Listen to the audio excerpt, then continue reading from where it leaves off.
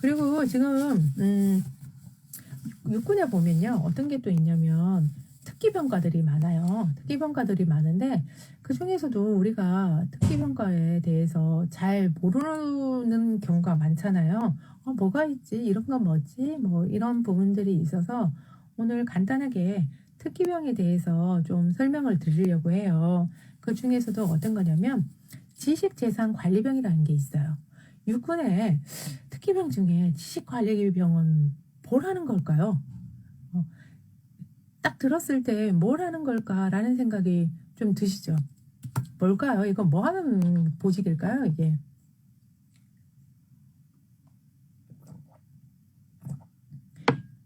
이게요.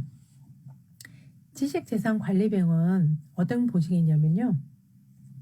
육군에서요, 군 관련 연구 결과 그런 것들, 그 특허 출원을 하고요, 관리하는 거예요. 군대에 이런 게 있을 거라고 대부분 생각을 잘 못 하실 거예요. 그러니까 군대에는 정말 많은 보직이 있어요. 생각지 않았던 그런 보직들이 많다. 그래서 지식재산관리병이라는 게 있는데 이 지식관리병은 군 관련 연구 결과 특허 출연이나 뭐 이런 것들을 관리하는 거를 임무를 맡는다. 그러면 이 특허 출연병들은 누구나 할 수 있느냐? 그렇진 않아요. 이게 나이 제한도 있고요. 그 다음에 기본 자격 요건 같은 것들도 있어요. 그래서 연령은 18세에서 28세 이하, 기본 요건은 신체 등급이 1급에서 3급, 그러니까 현역병 대상자가 해당이 되겠습니다. 네, 해당이 되고요. 그리고 병역 판정 검사를 받지 않았으면 현역병 지원 신체 검사 결과 1등급에서 3등급이 이제 나온 사람들, 그런 사람들이 가능해요. 그리고 자격 요건을 보면요. 이게 변리사 자격증을 소지했거나 아니면 최종 합격한 사람들, 이런 사람들이 해당이 되고요. 특허 등록을 아니면 5개, 네, 본인이 특허 등록을 5개를 해본 사람이 가능하네요. 이게 대리인이 하면 안 되고, 이게 제가 이번에 그 짬누나 로고하고요, 그 다음에 그 캐릭터 그거 특허 한번 해보려고 했거든요. 특허 출원까지 다 들어갔어요. 그래가지고 거기 안에서 이제 뭐 이렇게 설명이 좀 많이 잘 돼 있더라고요. 하려고 했는데 걸린 게 어떤 거에서 딱 안 됐냐면 거기에서 세부적으로 이제 어떤 거를 할 건지를 선택하는 것들이 있어요.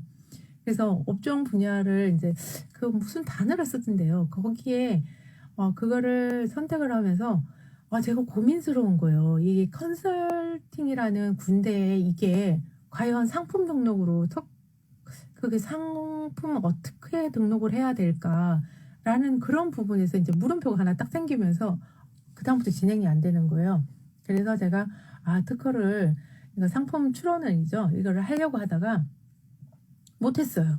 못하고 다른 분한테 이제 맡겼는데 이거를 본인이 정말 공부를 좀 하고 그 다음에 이런 거를 잘 한다 그러면 제가 봤을 때 이런 데 괜찮은 것 같아요. 이거 경험 살려가지고 밖에 나가서도 또 이거 관련된 일을 배우면 훨씬 괜찮을 것 같아요.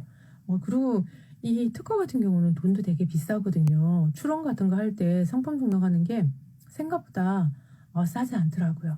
그래서 이런 것들도 군대에서 내가 조금만 관심이 있고 또 그거 해서 준비를 해가지고 들어오면 이런 보직이 있다. 그래서 내가 잘 특기를 살려서 할 수 있다. 그런 거죠. 근데 지원 대상에서 제외되는 사람들이 있어요. 어떤 사람들이 있냐면 범죄 경력을 조회했을 때 여기에 해당되는 사람들, 그런 사람들은 이게 신청이 안 돼요. 근데 육해공군 중에요, 모든 공무원도 그렇고 경찰청에서 범죄 경력 조회해가지고 뭔가가 이상이 있는 분들은 공무원 시험을 보기가 힘들어요. 거기에 다 제한사항에 그렇게 들어가 있어가지고 그거는 다 감안을 하고 그렇게 해야 되는 것 같아요. 그래서 오늘 제가 자료를 조금 짧게 준비를 사실은 했어요. 왜냐면 사실 제가 오늘 좀 몸 상태가 안 좋았고요. 목도 아프고 지금 그런 상태인데 제가 매번 이제 하는 거라서 또 안 한다고 말씀을 드리기는 그렇고 해서 이제 라방은 진행을 해야 되겠고 그래서 이제 일단 들어온 상태고요. 오늘 말씀드린 거는 뭘 했냐면 해군 해병대 공군 병 모집병 관련돼서 그러니까 5월 달에 입영하는 인원들 대상으로 이제 커트라인이 나왔다. 그 커트라인의 점수는 작년 이맘때 대비 점수가 다 거의 상승을 했다. 그 중에 이제 일부 한두 개 정도는 상승을 안 했지만 그거는 모집 인원이 작을 수도 있고 기타 뭐 이제 여러 가지 운에 의해서 이제 그럴 수도 있겠죠. 근데 모든 병가가 점수가 많이 뛰었어요. 그래서 특히 7월이나 8월쯤에 군대를 가려고 하는 사람들 그런 분들 같은 경우도 이게 카트라인 점수가 지금 5월 달인데 이 정도로 높으면 그때 되면 훨씬 더 높겠죠. 왜? 그때쯤 되면 이제 올해 1학년으로 들어간 대학생들이 군대를 가려고 준비를 할 거예요. 그래서 그 인원들이 그때쯤에 지원을 하게 될 거고 그러면 점수는 훨씬 더 높아질 수도 있다. 그래서 지금 7월이나 8월쯤에 내가 군대를 좀 생각하면서 준비를 하시는 분들은 지금부터 준비를 하지 않으면 힘들다. 준비는 가산점을 챙겨야 한다. 그래서 그 부분 말씀을 드렸고요. 그 다음에 해군 병가 중에 이발병이 없어졌다는 거. 네, 예전에 모집병에 이발병이 있었는데 지금은 없어진 이유는 이발병이 그 돈을 지급을 받아요. 이발 관련돼서. 그래서 개선이 됨에 따라서 이게 보직이 아예 사라졌다. 그래서 미용이나 이런 거를 했던 분들이 해군에는 지원을 하면 안 된다. 왜? 보직이 없으니까. 그래서 그거 말씀을 드렸고요. 그 다음에 5월달 입영하시는 분들 면접이 지금 이제 공지가 됐는데 이 면접에는 육군 같은 경우는 화상으로 대부분을 하고 그 외의 분들 중에는 지금 저거 한 거죠. 일부 특기 병가를 제외하고는 면접을 보지 않아요. 그래서 서류 전형의 점수가 지금 면접으로 그냥 넘어가 버렸어요. 그러면 어떤 일이 일어나느냐? 내가 면접에 준비를 하지 않고 그냥 이게 서류만 넣었잖아요. 근데 내가 잘못해서 오기를 했어요. 예를 들어서 뭐 가산점에서 점수를 1점, 2점 관련된 부분을 잘못 기입을 했다. 그랬을 때 내가 불이익을 받을 수 있다. 그래서 그런 부분들.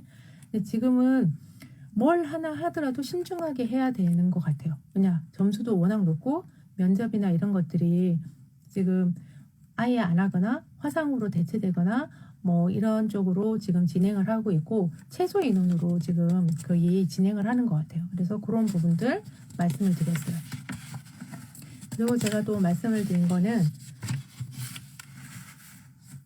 육군에서 현역 본인 그 선택원이라는 게 있는데 이거 같은 경우는 내가 그냥 가고 싶은 날짜가 최대한 빨리 가고 싶다. 내가 군대를 갔다 와가지고 뭐 직장이나 학교를 다니겠다라고 이제 생각을 하시는 분들이 이제 지원을 하시면 되는데 이게 3월 달에 입대를 할 수 있어요. 3월 달에 입대를 할 수 있는데 이거의 단점은 뭐냐면 내가 날짜는 지정을 할 수 있지만 실제적으로 보직이나 기타 사단이나 이런 것들은 지정을 할 수 없어요. 그래서 내가 나와 적성이 안 맞는 부대에 가서 근무를 할 확률이 되게 크다. 그리고 실질적으로 이렇게 해서 이제 들어가게 되면 전방을 갈 확률도 되게 커요. 그래서 그런 부분들. 그렇지만 내가 날짜를 봤을 때 지금 들어가는 게 좋다고 판단을 하면 들어가도 되는데 이게 내가 이것도 아니고 저것도 아닌데 그냥 한번 넣어볼까? 라고 생각해서 넣으면 취소를 하게 되면 이것도 어떻게 보면 취소 횟수가 정해져 있기 때문에 다음에 취소가 안 될 수도 있다.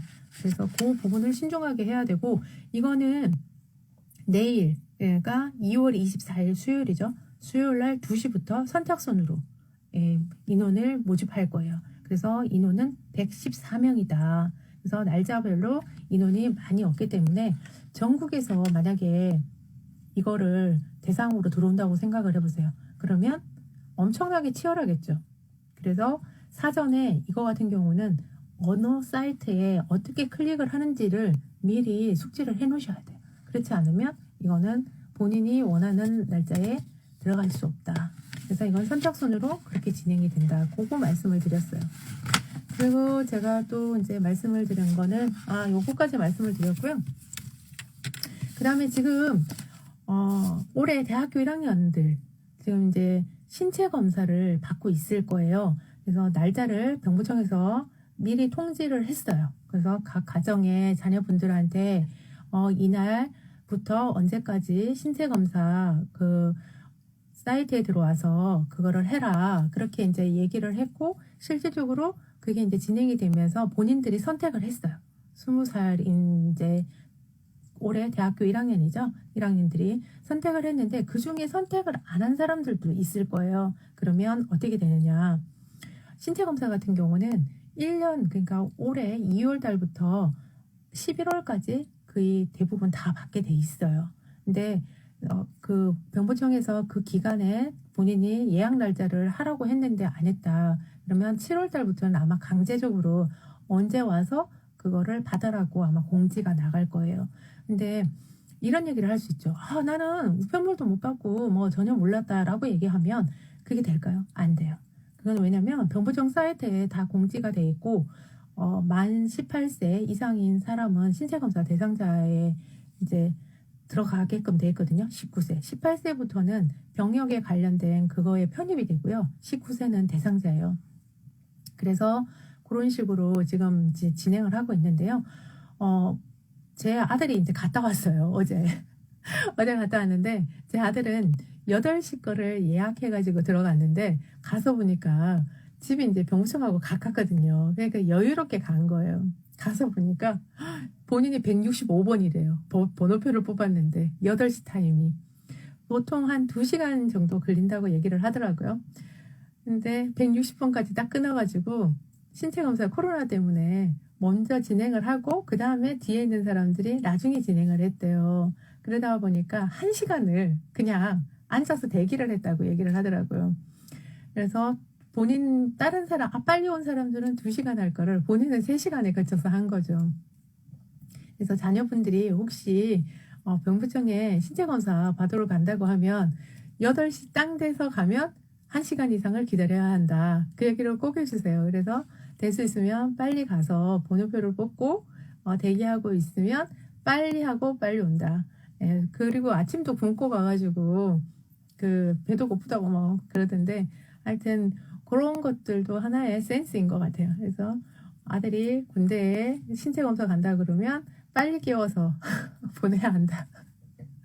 저는 몇 번 깨웠는데 안 일어나더라고요. 그래서 아유 모르겠다. 네가 봤지 내가 봤냐. 그러면서 그냥 놔뒀거든요. 그랬더니 어제 3시간 넘게 걸렸다고 투덜투덜 하면서 오더라고요. 예.